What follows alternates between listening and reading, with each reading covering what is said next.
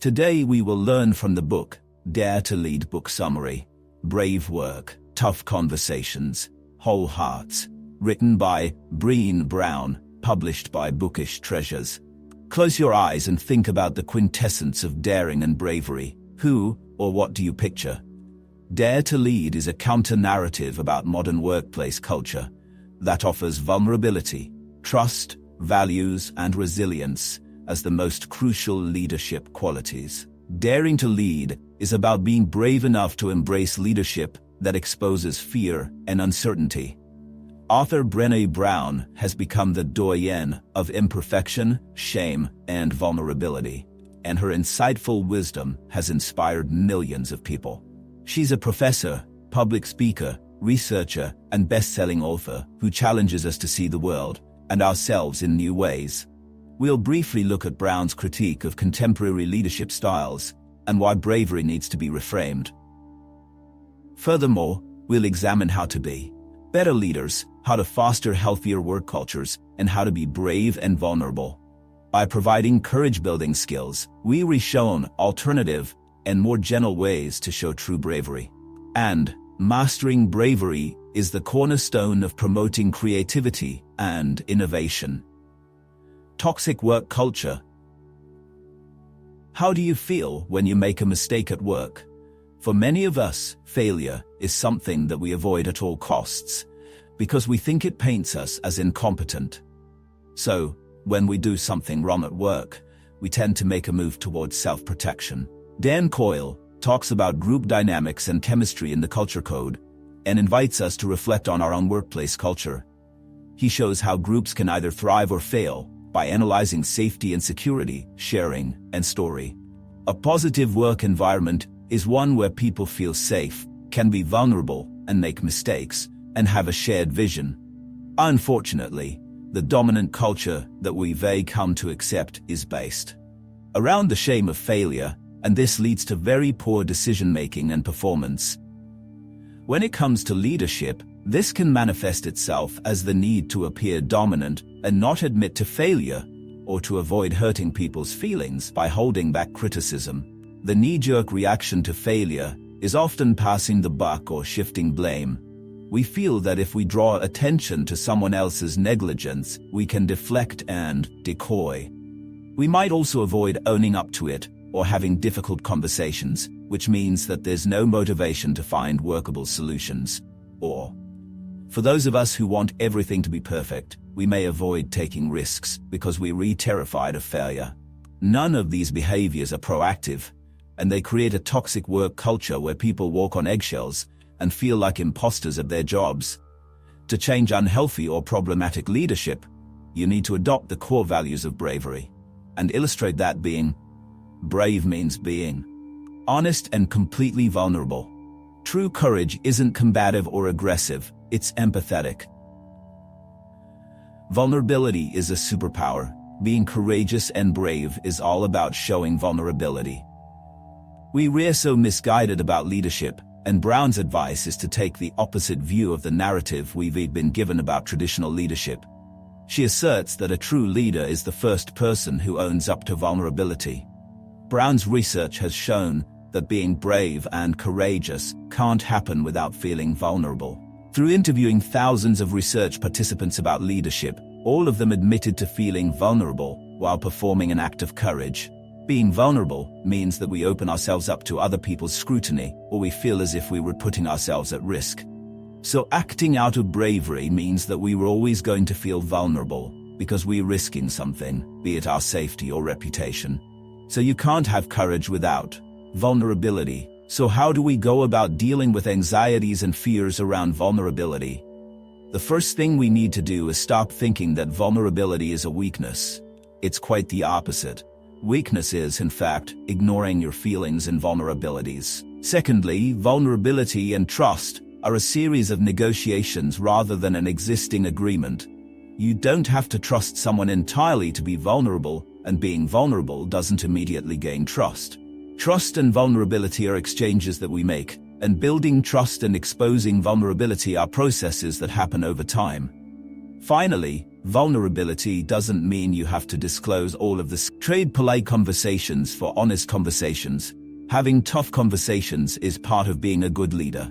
It's never easy having these types of conversations, but owning up to vulnerability is a way of making this process easier. Brown explains that kindness comes from clarity, and unkindness comes from withholding, avoiding, or tempering information. You have to say what you mean, and you have to avoid the temptation to be polite or sugarcoat things.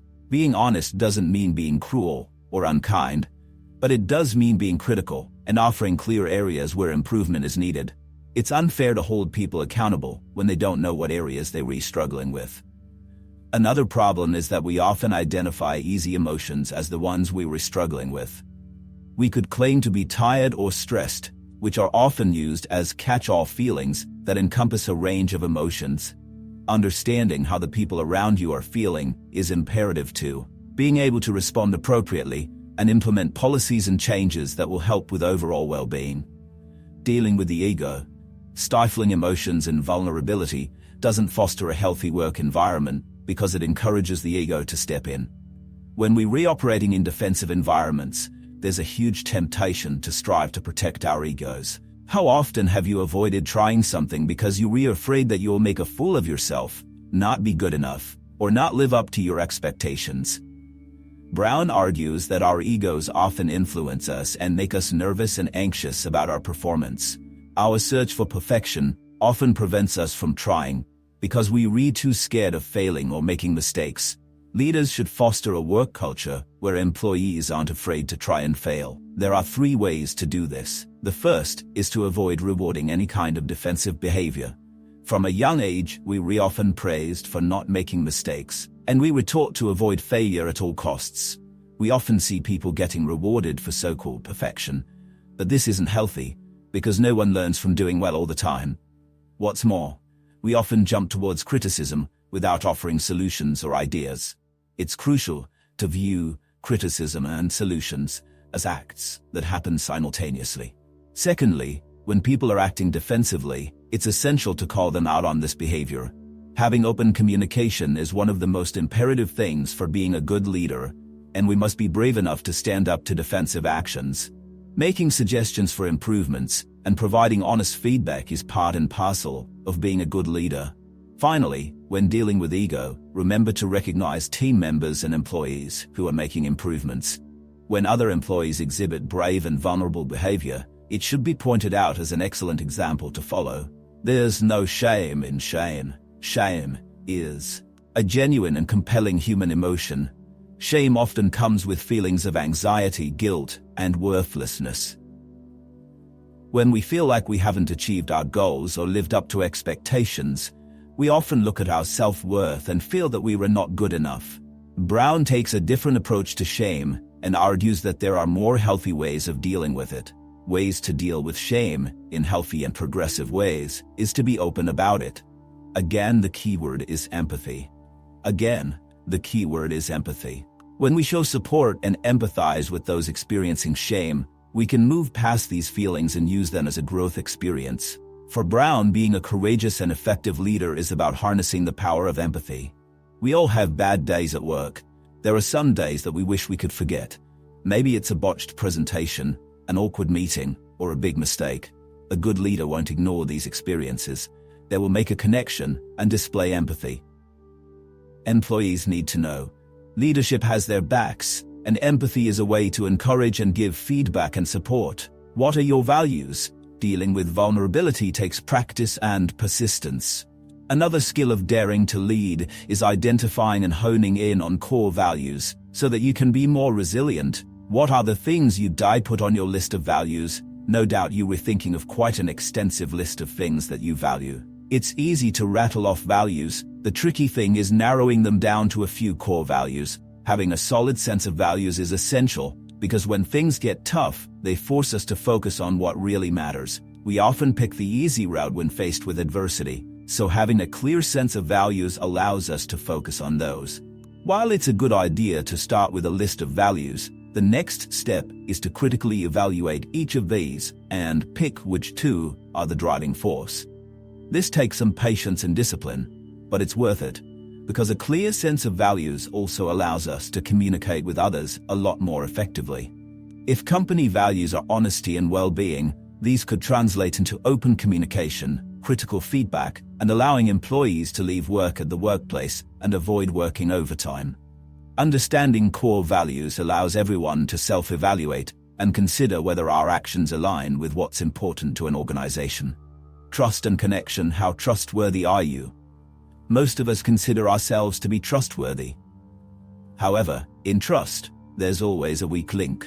In Game of Thrones, when Varys asks Tyrion how many others knew about Jon Snow's lineage, Tyrion tells him, 8. Varys famously responds, "So it's not a secret, it's information. Knowledge is power, and trust is challenging to forge." Most of us avoid talking about trust issues and skirt around the subject. As with all things, Brown encourages us to acknowledge the proverbial elephants in the room and communicate feelings of trust and insecurity. A leader who dares to lead, communicates about trust, and doesn't gloss over weaknesses and potential problems. For example, a leader may not trust someone to take the lead on a project. However, instead of saying, "I don't trust you with this," she'll say something like, "Your time management is a problem, so we need to work on that for you to take the lead on this." Remember, for a team to trust each other takes time and is reflected through small and consistent acts. Being connected and having trust happens simultaneously, and this happens through open communication and being fearless, braving. Often we want to appear strong, or we find it difficult to honestly critique other people. Because we're afraid of hurting their feelings, creating trust and connection can be done through the acronym BRAVING. Boundary setting is vital for everyone. It allows us to say no, and know when we were pushing other people's boundaries. Having this sense of clarity is one of the first things we need to determine when building trust. You can't collaborate if you don't know what a person's limits are. Reliability means that everyone is governed by sticking to deadlines and fulfilling their roles and duties. If someone can prove that they were reliable, this garners trust. Next comes accountability. When we aren't reliable, we have to be held accountable for our actions, apologize when needed, and aim to rectify mistakes. Throwing others under the bus for our errors is one of the most untrustworthy things we can do. Vault closing means we can be trusted with secrets and information. If someone tells you something in confidence, we need to keep that information. Secret and not disclose anything that isn't ours to announce. This brings us to integrity. Integrity means sticking to our values even when it's complicated. Finally, there's non-judgment and generosity. Rather than being judgmental, be curious. Ask questions. Find out why someone acted in the way they did. Don't jump to conclusions. And this leads us to generosity, which means working in a positive and empathetic manner. If you operate within the framework of braving, people will turn to you and respect you. And remember, leap into failure as quickly as possible. By showing that you can fail, you'll inspire others to take risks and seek out creativity and innovation. In conclusion, Dare to Lead is an incredibly human-centered approach to effective leadership. It looks at what makes us human and offers a gentler approach to getting what we need from others. It's not forceful or aggressive, and yet it's the most effective way to nurture the best elements of human nature and collaboration. Brown shows us that being vulnerable is the bravest thing we can do. We all need to strive to expose our weaknesses and genuinely self-evaluate ourselves. It's not about that typical scenario where we disguise strengths as weaknesses. It's about acknowledging our actual faults and leading by example. So focus on communication and empathy, interrogate your values, and take charge by cultivating trust and resilience. Power needs to be summoned, and we do this through accepting and embracing our vulnerabilities. By pragmatically scrutinizing our feelings, we're better equipped to deal with them rather than numbing them. The new definition of a great leader is one who dares greatly and leads gently. I hope this exploration of Dare to Lead has empowered you to cultivate courage, vulnerability, and wholeheartedness in your own leadership journey. Remember, Bookish Treasures is a journey of self-discovery through literature. So keep exploring, keep learning, and keep leading with courage and compassion. Don't forget to like and subscribe for more bookish adventures.